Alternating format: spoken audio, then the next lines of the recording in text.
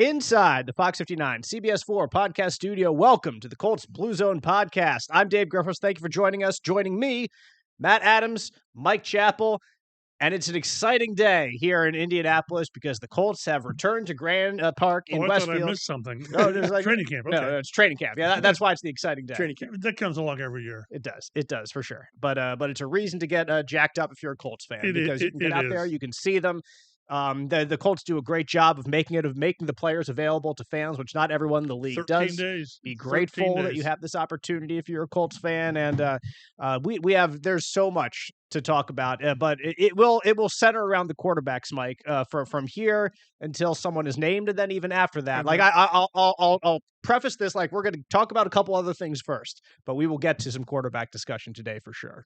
Again, they've put themselves in this position, or Richardson has, however you want to look at it. So whether it's Richardson or Daniel Jones to start the season, that'll just be until when. I mean, because we're going to be expecting, I guess we've gotten to where we expect something negative to happen because that's what's been the case since Andrew Luck was comeback player of the year in 2018. So, but again, that's the way it is. I would say it's like that with other teams, but not really, because you want to have that position settled. It's not, and it won't be until whenever they decide to announce the quarterback. And if the play today on day one of training camp is any indication, it's going to be a long and very difficult battle to cover. But we'll get to that. We'll get to that in a little bit. Let's start saying that Chris Ballard spoke to the media. We'll talk about him. Shane Steichen, obviously. We've had a couple players as well on their arrival date and here on day one of training camp. But one player who is there, who at least until a couple days ago wasn't 100% sure he would, was JT Tuimoloau, the Colts' second-round pick. Has signed his deal, a reported 4 years, $9.942 million deal that includes a $3.87 million signing bonus with about 88% of that contract guaranteed. Those are the important numbers to know. And Mike, we talked about it right here on the podcast last week. Deadline spur action. Like we thought it was about 99.8% that this was going to get done. You never know for sure, but it is now for sure. Tuimoloau is here and he's working out in training camp. We were more sure than like the 88% he got guaranteed. We were certainly. Because, again, that's what happens. I understand the second-round picks trying to be unified and getting guaranteed contracts. The owners are not ready there yet, although probably a half a dozen? Maybe, a couple did, yeah, exactly.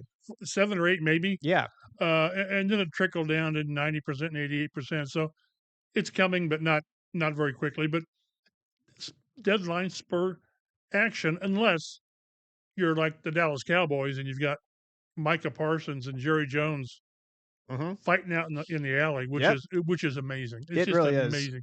Good for them. Leave us alone. But it's good to have these guys together. We were talking. It's probably on Matt's beautiful outline, but I'll just mention it. This is as healthy as they've been. Zaire Franklin, nobody on PUP.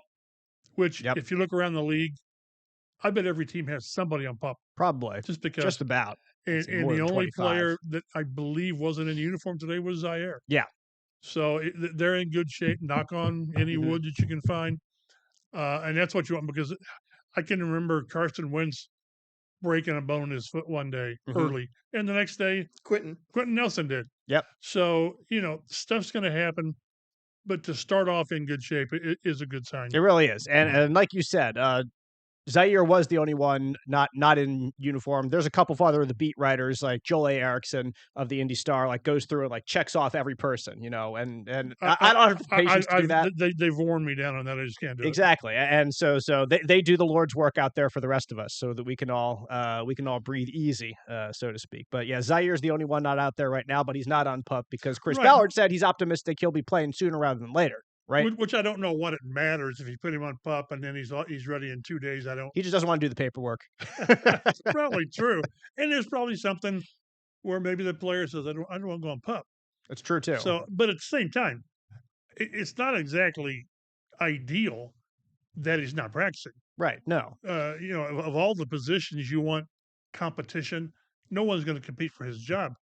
But my goodness, are they thin on proven players at linebacker. It's never good when a guy misses all the offseason work and then he still misses some training camp.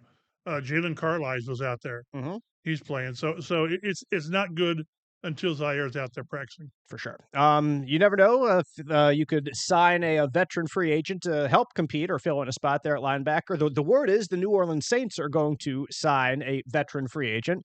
That is former Colts safety Julian Blackmon. That news coming after the Saints learning, or at least announcing, that Tyrann Mathieu, their longtime safety there in the NFL, has announced his retirement. Who the Honey Badger was one of the most thrilling college safeties that I've ever seen play ball. And if you've listened to the Colts Blue Zone podcast before, you'll know how much I appreciate good safety play. So Blackmon spent the entirety of his career so far with the Colts, played his entire rookie contract, got one more year last year, and now is moving on to New Orleans. And good for Julian. Like, Sure. he's a steady guy at safety, and I think it would be better for him. And I've said this before, to have one position and stick with it, because the Colts kind of moved him around here and there, and he moved to where he was needed rather than where he was always best. So hopefully he gets the chance to play where he's best in New Orleans, and maybe like what's his name, Malik Hooker, who's been starting in Dallas for a couple of years in a row. He gets to go somewhere and gets to kind of get set and solidified in a position where people have one thing in mind for him, and he can have a nice career here in the NFL. It was very clear the Colts were ready to move on. They were, yes, because he was out there for a long time. They still, I think, need a veteran safety, and that was never going to be Julian Blackmon. It just wasn't. I think he would have had a really hard time coming back here, accepting a role as number 3. Mm-hmm. So good for him. There are a lot of players, a ton of players, who find new life elsewhere. So good for him. The funniest moment at training camp today was when his replacement, Cam Bynum, was out there, and Mo Alley Cox caught a ball over the middle. Lit him up. And Mo kind of lowered the shoulder a little bit going into him. Right. He didn't fall down or anything, but he kind of get knocked back a couple inches and was like, "Hey, oh, we okay? We all right?" And then they dap hands. Yes, they were cool. That was an indication, I think, of how, and Ballard talked about it, and Steichen too. It's going to be a more physical training camp. We'll see what that means. Right. We'll see what that means. But one thing, and I'm jumping all over the outline here. Well, one of the things Matt's like, who cares? One of the things that it's a guideline. Chris Ballard talked about was the bad finishes to seasons. How about the bad starts to seasons too? Well, but yes, bad finishes. But the bad finishes, I mean, 2021, for crying out loud, they had a 90% chance of making it. Mm-hmm. And the bad starts too, and they're changing things up, more physical practices. Again, we'll see what that means. They're not going to knock each other around too much, right? But you've got, Insanity's doing the same thing and expecting different results, so they're going to try to change things up. And I did notice that, to where normally you don't have that type of contact, collision, whatever. Mm-hmm. Certainly on not day one. Yeah. But, maybe this is a new era of training camp. We'll see. I can think, Matt, a few people I would least rather see coming at me over the middle than Mo Alley Cox as well. Yeah, a hard no for me. Yeah.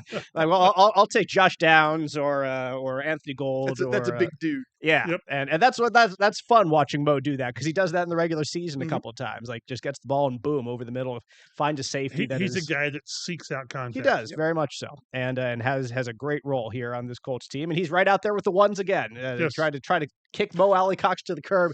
He Just keeps coming will not back go away every year. Yeah. I would have liked to see a little bit more Tyler Warren today, but I think that's another. I think I saw one pass thrown to him. We'll see some more of him, I think, over the coming days. Fear not, Colts fans. We'll get the chance, as Colt camp is now active out at Grand Park.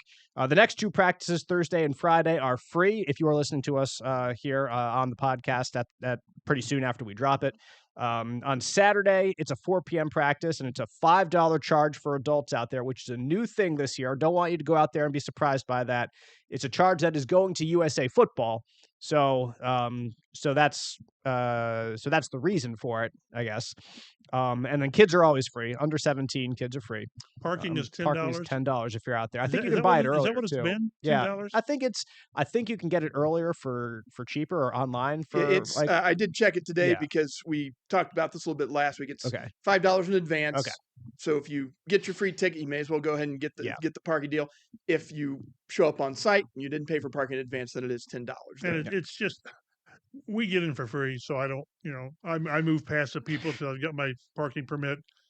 but it's such a great opportunity, very inexpensive to see your football team if you're inclined to follow the Colts. Yeah, they've got a lot of great stuff out there. Like Colts City is fantastic for the young kids, especially. And it's right there. It is. It's right there next to the practice fields. Yep. So it's not too far away, which is great. The more health checks, we kind of covered most of this. Zaire Franklin will miss time. Jalen Carlisle is cleared. He was out there today. Anthony Richardson. I thought it was unique how Chris tried to describe it, saying that there are no restrictions except volume restrictions. That's not no restriction. That is a restriction, man. Restriction. Yeah. Good try trying to sneak that one past us. But so Richardson is going to be limited in throwing volume, at least over the start of camp. Well, sorry, go ahead. And I think what Shane Steichen kind of cleared up today is the cutting back on volume will be done in individual throws. Right. He will. I get the impression he's going to take all the 11 and 11 and 7 on 7. Yes. That they can, and they'll cut back on the throws on the side. Exactly. So like that, those are the ones that Daniel Jones, Riley Leonard, Jason Bean will take a couple more of those throws in the routes versus air competition of camp. But yeah, when it comes to 7 on 7, 11 on 11, that's not going to change. They still need him in those live reps to get as many of those as possible. And again, he's been thrown for 3 weeks. Right. So he's been back throwing to where I'm sure he started slowly a week, and then he's ramped it up, and now he's ready to go. And the way Richardson described it, he said that he would have loved to throw right away, like when this injury happened. Right. And they just didn't want him to, which is smart, from the team's perspective. Like, just sit down. Yeah, exactly. It's okay. Now, one thing that he said that I thought was interesting is he said he's dealt with soreness in his shoulder since the surgery. Yes. Since the surgery. And it's just not been to the extent that where they had to cut him back a day, or if they cut him back, we didn't see it in practice. I don't know if you're limited in practice, if you don't do individual work. I don't know. That count? Yeah, I don't know. But it's kind of like last year when he had the back spasms or whatever it was. He said, "Yeah, I have these occasionally," but we didn't know that. Right. No. So, but it's here we go again. It's just not ideal when your quarterback who had shoulder surgery has occasional soreness in that shoulder. It's just not. It's legitimate to be a little worried if that's the case. And so we won't be who knows what's going to happen at the end of the day, but it's fine to be worried. That makes sense. Samson Ebukam is cleared for practice, but will also be limited in volume with his big. Yes, that's big. Very much so. He was great 2 years ago, like really, really good. 9.5 sacks for the team that set a Indianapolis era record for sacks in the season, and no players on PUP to start the camp. So fantastic there. Chris Ballard, plenty to say as the Colts get ready for camp again, as he is back for camp again. Talked plenty about Jim Irsay in his opening comments, because it's the first time we've gotten the chance to speak to Chris since the passing of Jim Irsay. Talked about the daughters. Talked about no timelines, name a starting quarterback. Talked about some of his positions that are interesting, he thinks, for camp battles. Your takeaways from Chris Ballard, some things that you think we could glean from what he had to say that will illuminate us as camp begins here. The one thing, and I think this is in lockstep with Carly Irsay Gordon, who's really the boy. I don't want to dismiss Kalen and Casey, but in football, in the football stuff, I think Carly's going to be the loudest voice. I think they're in agreement that they want to know what they have with Anthony Richardson. They need to know, and they need to know this year. Because Carly did an interview with JJ on Colts.com, and she talked about like patience, and we need to. This guy has a chance to be really good. And that's kind of what Chris said. And he talked about patience again. But that patience has got to be, but you got to find out. Mm-hmm. So I thought that was, I don't say they're doubling down, but they are not ready to, as he said, flush Richardson like so many people want them to do. They just want to find out what they have. And the only way to do it is for, in my mind, if this is a close quarterback competition, the only way to find out then is when it's time to name the starter, it's Richardson, and you start him and you let him do whatever. Mm-hmm. Play well, not get hurt, not get hurt. You've got to find out. I think the only way that he's not the starter, I've just convinced myself, is if he just has a bad training camp or if he gets hurt. Mm-hmm. I just think they've got to find out what Richardson is moving forward. Well, I'll say this: on day one in training camp, I know I kind of teased this earlier, but both quarterbacks did not look. It wasn't good. a great day. It was not. And here's maybe my beef about this, chap. So you can tell me if I'm right or if I'm wrong. With this day one of camp and and the quarterback's just not being good. I think that. Like they both came and they both said, and Shane Steichen was like, "Yeah, some good things out there, blah blah blah, like all like hunky dory, everything's peachy keen, and we're cool." And the quarterbacks kind of echoed some of that same sentiment, like, "Yeah, some bumps here and there, but we're all right." It was very kind of brushing off any concerns. What do you think Peyton Manning would have said if he had to step to the microphone after this day one of training camp when the performance was what we saw out there with the quarterbacks? He would say, when we practice, the ball never hit the ground. Mm-hmm. And that's not hyperbole. It Right. never hit the ground. Right.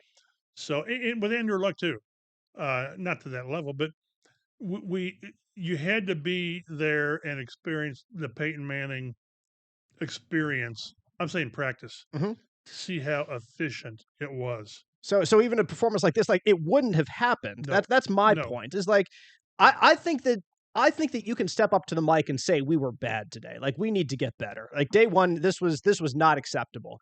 And so that's, I don't know. Maybe I'm just surly about this. But like I don't think you could wrap up a dirt sandwich and call it filet mignon to me, or say that at least it's Salisbury steak. It's got a pig type of thing. Exactly. It's still it still is. Like it wasn't a good day. It was just say it's a bad day. Like Richardson was 4 of 11. Yes. With 2 drops. Yes. Wide receivers didn't look good either. It wasn't all him. Mitchell and Taylor dropped the ball. Yep. And I think I had Jones 7 for 8. But that's deceiving. One of them was a catch to himself when the ball got batted back to him. Right. But he was not very good in 7-on-7, which I would think you should be better in 7-on-7. And you got intercepted. The DBs played well. Kenny Moore had that nice interception in 7-on-7. And Mooney Ward had a couple of breakups. So, but yeah, the problem, the issue, I won't say problem, the issue we're going to have is we're going to be dissecting these guys every day on the throws. Well, today this guy was this, and because that's all we've got to go on. And there are going to be bad days, and that's not encouraging when so much is riding on the decision. Mm-hmm. I still believe that the decision ideally needs to be made after the second preseason game. I don't know. I would hope they would know, and then I wouldn't start my guy the third preseason game. Right.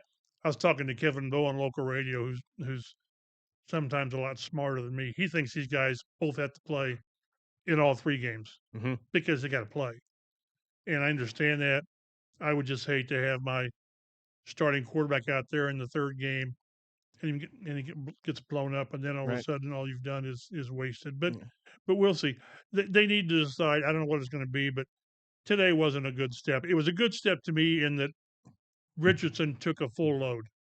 He wasn't limited to 10 throws or whatever. That's encouraging. They've got to play better. The receivers got to play better.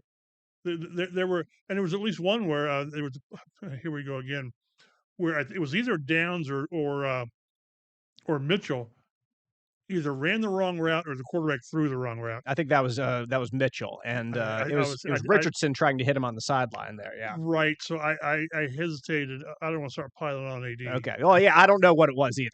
But there was another one where Richardson was talking to Downs. The one with Downs is he should have thrown it inside or outside, whatever.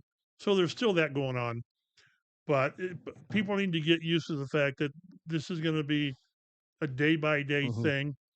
And I'm not sure any of us would like to have a day-by-day grade of how we do. You hope there's a body of work type thing. Well, these guys aren't in a situation where it can be body of work. This is going to be piecemeal day by day. Yeah. Well, I kind of got distracted from Chris Ballard there a little bit, but we kind of led into a discussion. Yeah, exactly. It went here, there. And the quarterback discussion. I mean, that we've talked about it going into this into training camp. It's going to drive the entire conversation about this football team, and there's just nothing you can do about that. Well, you'll talk more about Chris Ballard here, and at some point we'll get back to the quarterback. Exactly. I mean, maybe right away, because he was asked if it was a make or break year for AR, and he talked about Baker Mayfield, Sam Darnold, high picks who went on to get better. I think that it's not a perfect. Neither of them are perfect. That's apples and oranges because they got better when they left elsewhere. Yes. They changed teams. Yeah, it's kind of a big caveat there. Oh, by the way. But that's why, as is probably on here, and I'm sorry, I was hurried, I didn't get a chance to read the outline. That's why he was preaching patience, because they don't want to give up on him, maybe like Cleveland did and the Jets did, and then all of a sudden he goes somewhere and he's, knocks it out of the park. Right. But at some point, you've got to find out if he can stay healthy. That's number one, for crying out loud. Can he stay healthy? And number two is can he play the position and grow in his position? Again, when we talked to Richardson today, he talked about working on things in the offseason, not the deep ball. He says, you guys know what people can see. I can throw the deep ball. It was working on the short and intermediate, which we know he needs to work on. Again, he's down to 240, which is not a little thing. He's down about 10 pounds probably. So he's doing and saying the right things, which is fine.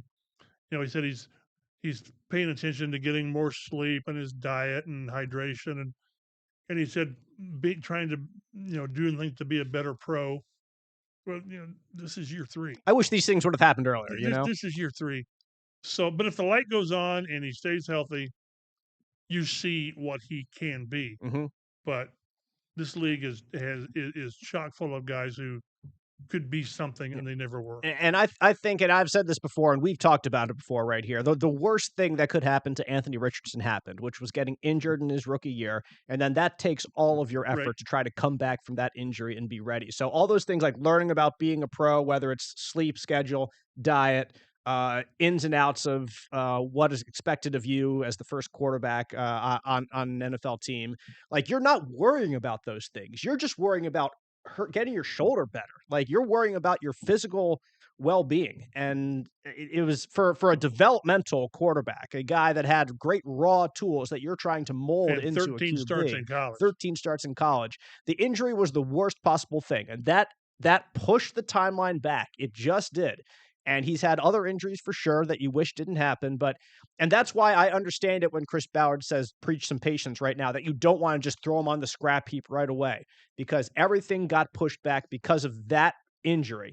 And he's learning everything else at a later timeline than you would want a rookie to learn it. But I understand why he's learning it at this later of a timeline. So I do think this is a very important year. I could call it, I think it's not unreasonable to call it a make or break year, even though Chris is trying to poo-poo that idea.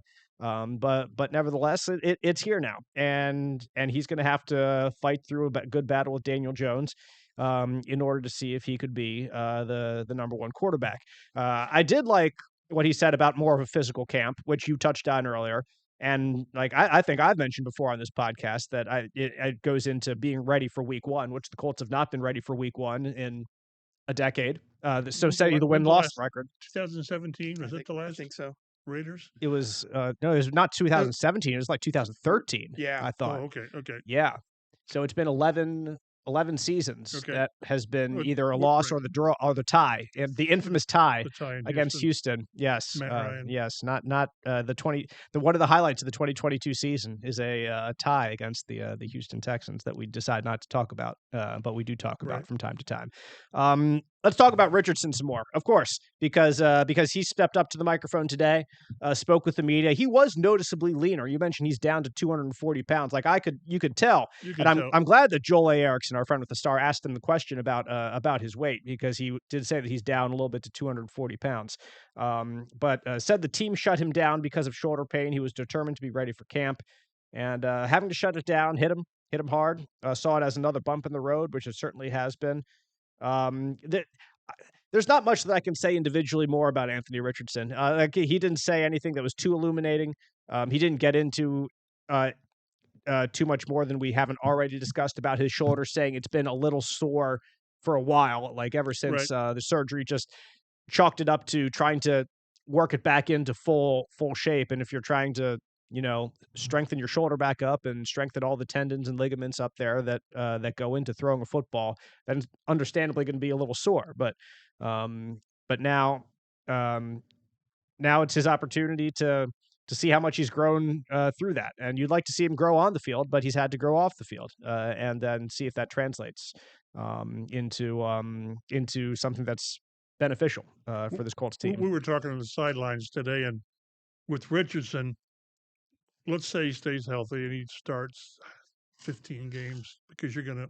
That'd be great, I think, if he starts 15 games. What is a reasonable expectation for completion percentage? 55?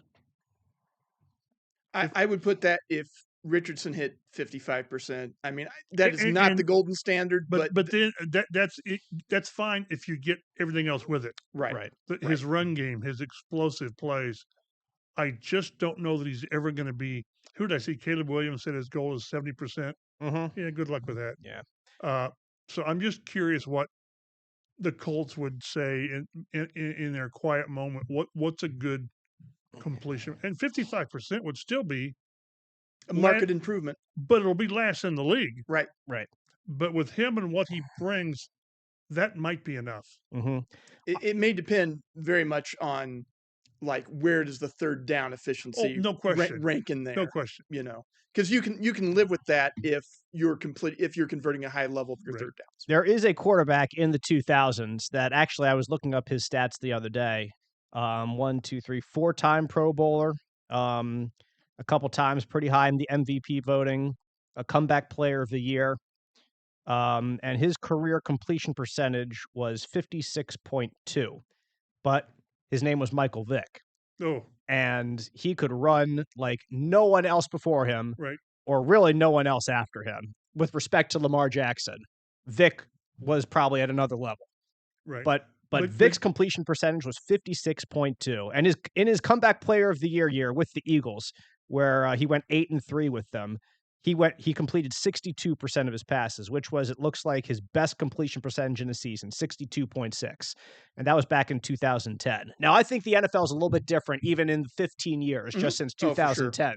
Quarterbacks are more efficient now than they were then. They're expected to be more efficient than then. But if Richardson could get 62% completions, that would be awesome. That would be awesome, especially this year. And if he could do what he can do with his legs, score touchdowns, make first downs, like on 3rd and 6, scramble for that first down instead of just having to throw it. But like I think that your ceiling is some of the peak Michael Vick. Like, I don't think he's ever going to be a 65% completion percentage guy. Well, part of it will be if they keep the deep ball in their game. Right. Mm-hmm. Yes. Right. That's just going to bring it down. It's going to bring it down because you're not going to complete, that many. You're going to complete, I don't know, just to complete 2 or 3 a game. So they're 50-50 balls for a reason, right? Right. Yeah. So, but again, it's just, and again, he talked about, how he worked off in the offseason. And part of that resulted in the soreness in the shoulder, is that he probably threw maybe more than he should have. Mm-hmm.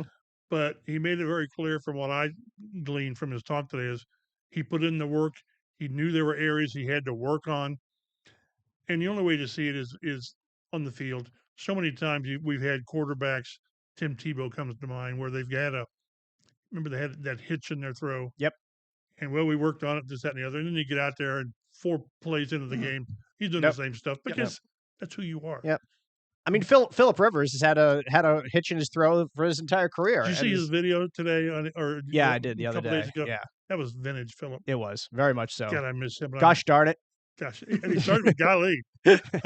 I'm so sad that we only had that 1 year, and we had we never had any personal contact with him. Boo! That was our loss. That's the last year they made the playoffs. It was indeed 11-5 team. That was the 7th seed in the AFC, which Buckner talked about the other day. It was like, that's just crazy that an 11-5 team was the last seed. It's funny. I mean, I have it a little bit later, but like, since we mentioned him, like, Philip Rivers came up during Buckner when he talked. Right. And then it came up during Pittman when he talked, and it also came up when Jonathan Taylor talked, because it's the last time the Colts made the playoffs, and then for Pitt and JT, it was their rookie year, so like they had a lot to learn, and that was the guy at the helm. Yeah, and there are few guys are better than Philip Rivers, I think, to learn from in that. He's a really smart guy and is now coaching, I believe, and wanted to coach his son. Yeah, exactly. Gunner. Yeah, Gunner. Because it was funny how Pitt laughed about Rivers that he's trying to catch him on number of kids. Yeah, that was great. Does Rivers have like 11? Yeah, bunch. Yeah. Can you imagine the reaction of Michael Pittman's wife? She wants 4, allegedly. Yeah, and he's talking about 11. She says, slow your roll, buddy. Easy, Tiger. We got a lot of land out here. We got a nice farm. He's talking about he needs people to help work on the farm. Exactly. That's what you got to do. Get kids. You made a big contract. Hire some people. Listen, yeah, exactly. Like I'll tell you this: that your kids, they're not as helpful when they're younger. You need at least probably 5 or 6 years of work in them to make them actually useful for cleaning up. At least if they're anything like my kids, whom I love very much, very very much. Daniel Jones, another Colts quarterback, trying to compete for that number 1 job. Some good, some bad in day one, like I said. But Jones was taking the first team reps today. What are you going to say about that, Mike? What does that mean that Daniel Jones? That means tomorrow Richardson takes first. Exactly. Okay. Fair enough. So that'll happen. But they are going back and forth every day, as we described. Shane Steichen wants them. Understandably, some days you're working on third down, some days you're working on red zone, some days you're working on different scenarios. You don't want one quarterback to get all the reps with the first team in certain scenarios and none in others. So that makes sense that they're going to go back and forth, not just from day to day. Go back and forth. And we charge all these things. I double-checked with Joel Erickson, and both Richardson and Jones took 16 snaps today in 11-on-11 and 7-on-7. That's what it's going to be. But it's just going to rotate on who's with the ones first and who's with the twos first. Yep. They all the offense went out and hung out in California for a bit, playing some golf out there, going out on Michael Pittman's boat. Did some fishing, believing off-field chemistry is just as important, obviously, as on-field chemistry. You got to get to know the people around you. And for Jones, there's a little bit more of a hill to climb there than for Richardson, obviously, because AR's been around here for a couple years. Steichen's been upfront and transparent, says Daniel Jones, about the QB competition, understandably so. If all you have to say is it's going to be a real competition, but you have to understand, if you're Jones coming in, that Richardson is kind of the guy that they want to see do well. But at the same time, if you outperform him, obviously, then it's going to be your job. So there's not much. Make it hard for them not to pick you. I don't think there's much more that has to say. Right. So it's not like the ball's not completely in his hands, because if Richardson performs well, like, he's going to be the starter, I think. Like, it just is. Yeah, it's not going to be completely, like I said, in Daniel Jones's control, but he can at least control what he can and try to put his best foot forward every day. It's like in boxing. Don't put it in the hand of the judges. Right. Exactly. You want to control it as much as you can. Right. And so he does like the skill group around him. We talked about this before, maybe a little bit last week. It really is. Like I've said before, and I'll continue to say, I think the Colts could really use a number 1 wide receiver. And I think they indicated as much when they tried to trade up last year in the draft, when there was a lot of good weapons up there. But this is a group that he really hasn't had like in New York with the talent that's out there from top to bottom. I think this Colts wide receiver room is not the best in the NFL by any stretch, but it's better than most any, if not any, that he had in New York. So eager to see what he can do about it, because I think he's going to get some opportunities. Whether Anthony Richardson is hurt, which would they're both going to play. Exactly. It's just happened. It usually does. And so we'll see what he can deliver. You're watching the Colts Blue Zone Podcast on Fox 59 now.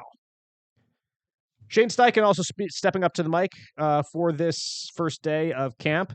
Talked about the splitting of reps between quarterbacks. Talked about a lot of different things. Looks to get more physical as the pads go on next week, which I hopefully gets them better, ready for week 1. As I've said, Chris Ballard talked about tackling better. He brought that up again. Yes. Brought that up on Tuesday. Yeah, so that's not wrong. Right. Yeah, got to tackle better. So hopefully that happens too. I think it's good to start to talk about this, because somebody asked Shane Steichen about it. But Justin Wally, number 1 cornerback, or at least number 2, right alongside Charvarius Ward. Obviously, I mean, in with the ones is what I'm trying to say. And I didn't know. Maybe they started in the nickel. I couldn't tell.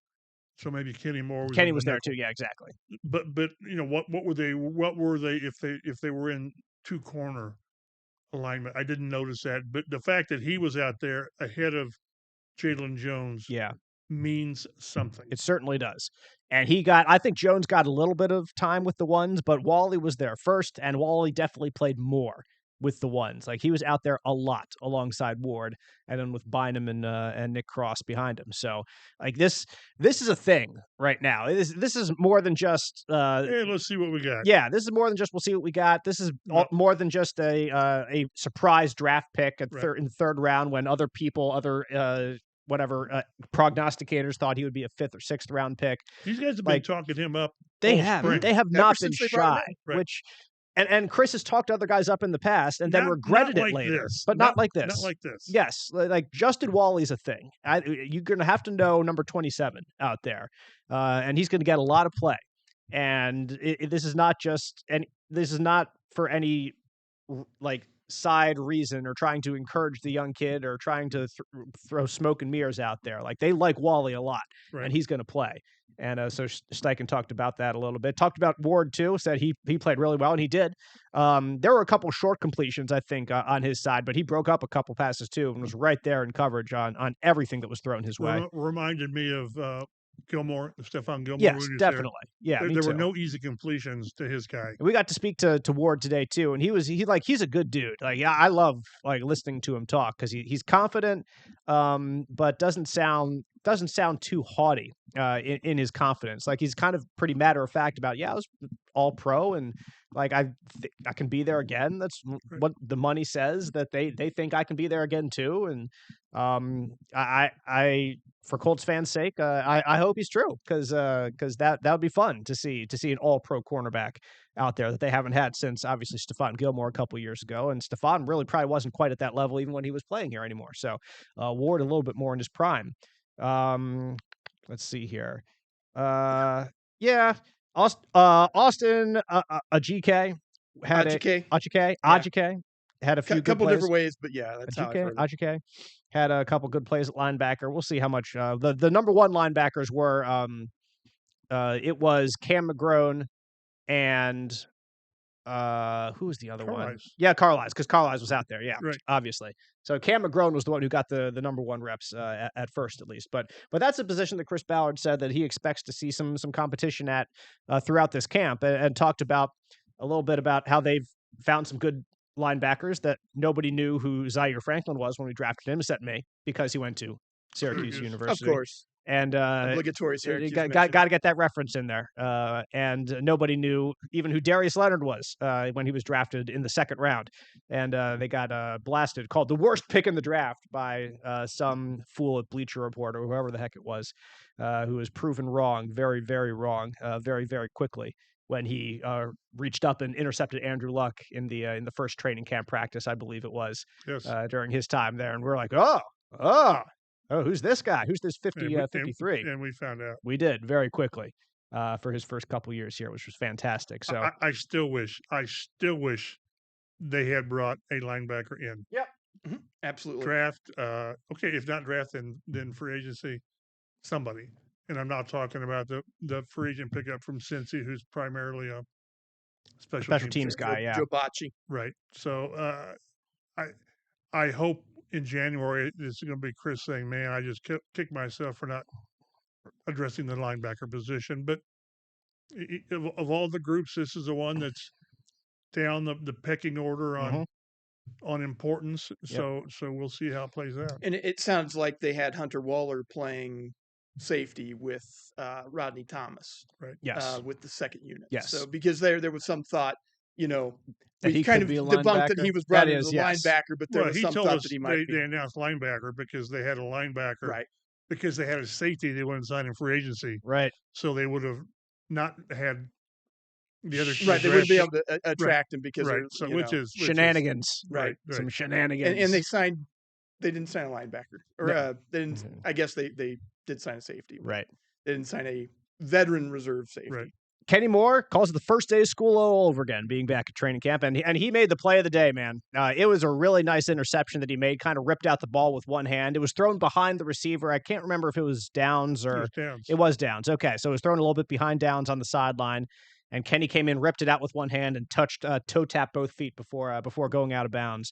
And the fans loved it, because he was right there. He made the catch right on the fans' sideline, and so of course he's raising his hands and getting them to get all excited, and they were. So you never know how to react right away when you see an interception, if you're a fan, because it's like, oh no, oh yay, okay, but all right, Kenny Moore. So you can get behind Kenny making an interception because he's a darn good player, and he made a really good play, especially when it's like a great play from it was a good play from a guy. Now my understanding is maybe the throw was a little bit late, and not exactly where you wanted it to be, but still, it took a tremendous play from my understanding for Kenny Moore to make the play. So that's worth cheering about, right? Yep. So Kenny Moore looking very much like Kenny Moore, which is a very good thing. We need more Kenny Moore. DeForest Buckner, talking yesterday on the day before training camp. He said that last year was the worst defensive effort that he has seen here in Indianapolis, which are some harsh words, especially with 2022 and how that season ended, and just completely going down the tank. But there's no doubt that last year they could have been better, significantly better. And there were times that, as Buckner said, the offense gave them the opportunity to win, and they couldn't do it, or they let them down. So. He's hoping for something better, hoping that Lou Anarumo is better, likes the fact that Anarumo is holding guys accountable, whether you're a rookie or whether you're an all-pro. And that's something that we've heard from everybody. We talk about it. What do you think about Lou Anarumo? He's like, he'll get into anybody, and he'll tell you if you're right or you're wrong. You know what I always think about when they say that? What's that? Is the previous guy didn't do that? Yeah, that's the first thing that came to mind. Like what was Gus Bradley doing with you guys? You guys are great, and you're always on the right place all the time. Right. Mm-hmm. And I think I'm gonna have to bring this up, but like you get that response always, no matter what the situation. Because I go back to 22 and how people were describing Matt Ryan. And they were describing him in a way that was not always flowery for the guy who came before. So the words that just like true pro, like the adult in the room, and so you read into things like that about when somebody comes in and replaces somebody. Like what do you like about him? We like that he's a little bit different than the guy who was here before us, or this is what sticks out about this guy because the last guy wasn't quite like this. So anyway, that's all we have to say about that. Well, I was just going to say, no, I was just going to say accountability. Once they did their exit interviews and stuff at the end of last season, that was something that DeForest Buckner also talked about. I think Zaire Franklin also talked about some accountability for the team and how it may have been lacking at times. And so then you see it coming around again here at training camp. I'll bet Buckner had a strong voice with the coaching staff and with Ballard when the season was over. Mm-hmm. They respect him. The players respect him.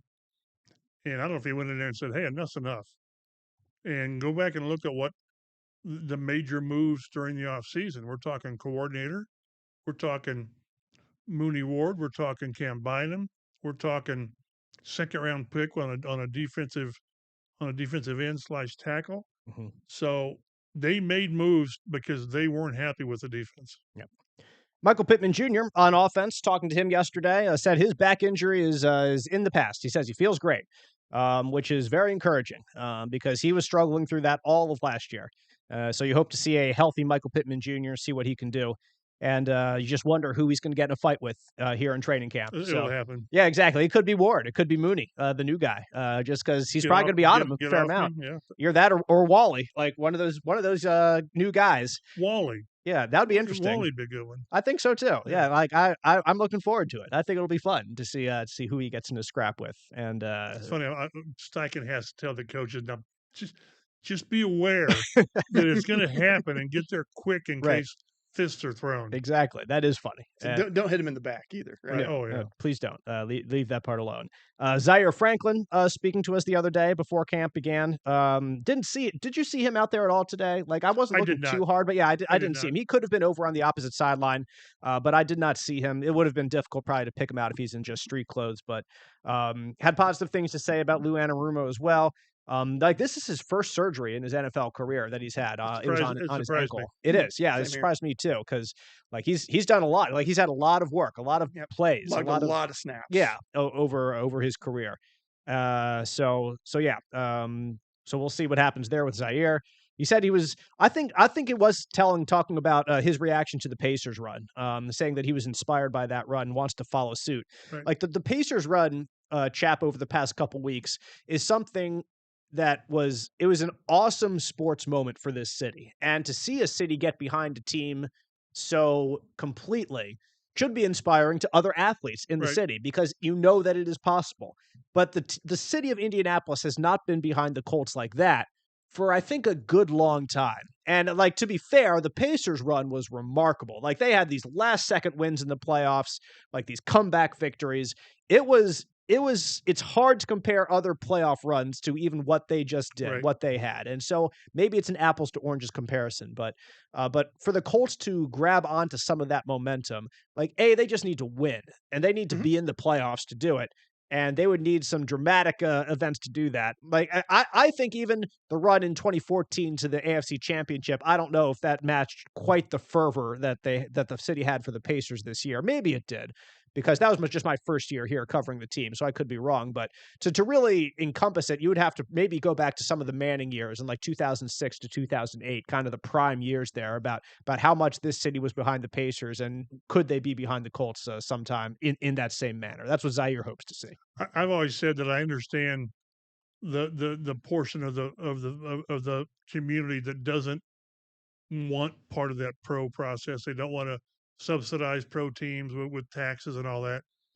But the value and impact and influence of when that pro team, Pacers, Colts, or the Fever, are on a run, it's just, you can feel it.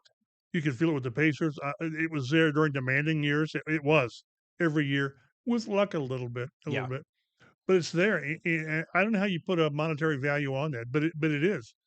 And these guys, the problem is when you've gone so long without the playoffs, 4 years. Ballard said it's the first time in his career he's gone 4 years without the playoffs. People just grow tired of you. Mm-hmm.